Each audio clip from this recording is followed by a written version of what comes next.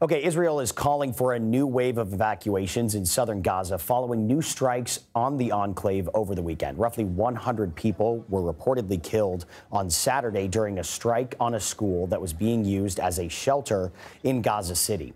The Israeli military disputes the numbers. It claims Hamas and Islamic Jihad were using the location as a command post. Meanwhile, Israel says more than 24 rockets were launched into the northern part of the country from Lebanon overnight. It's prompting growing concerns about a large-scale cross-border attack from Hezbollah in the days ahead. General Frank McKenzie, the former commander of U.S. Central Command, discussed an impending attack on Face the Nation yesterday.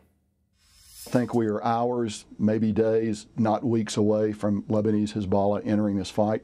And that's always been the big variable. They are the largest non-state military entity in the world, a parasite on Lebanon, but they have tens and tens of thousands of highly accurate rockets and missiles, and they can challenge Israel in a way that Iran, and the Houthis for that matter, are unable to do so because of their geographic proximity, because of the number of weapons that they have, and that's very concerning.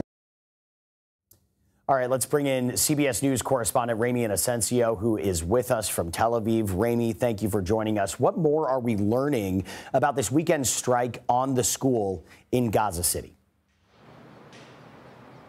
Tom, hi there. Yeah, good to see you. Well, Israel's military did give an update, now saying that it killed 31 militants. This is at the Al Tabeen school and mosque compound in Gaza City. That was on Saturday morning during sunrise prayers. The IDF claimed that the complex was also being used as a terrorist command and control center. And today it released a new list of names along with photos with red signs over each face saying eliminated. People at the compound said that there were no militants there. Gaza's Ministry of Health, which we have to say is run by Hamas, said at least 90 people were killed. And if that is true, Tom, that would make it one of the worst mass casualty events since October 7th. Yeah, just a devastating event there. Israel has ordered additional evacuations in Khan Yunis. What's the situation there? Sure. Well, actually, the UN says more than 75,000 people really across southern Gaza have now been forced to move in just the past couple of days or so. As for Khan Yunis, our CBS News producer, Marwan Algul, who lives in Gaza, told us that the IDF dropped leaflets with cigarettes in them, 2 cigarettes in them, and the words, smoking is dangerous, but Hamas is more, and saying that Hamas is burning Gaza down. Now, the reason the IDF gave these more evacuation orders was because they said that they saw more militants and more militant infrastructure in the area of that city. Concerns over escalations in the region can't be overstated. Is there any inkling of when Iran and Hezbollah are expected to launch their attacks on Israel? Every day, every night, we are wondering that ourselves when we look out the windows. Everyone has an analysis, has an opinion if you ask them. There are media reports. We just heard General McKenzie just now saying that it could happen the next day or next few days. But frankly, we won't know really until it happens or until maybe governments or military see signs of launches from Iran or from Hezbollah in Lebanon.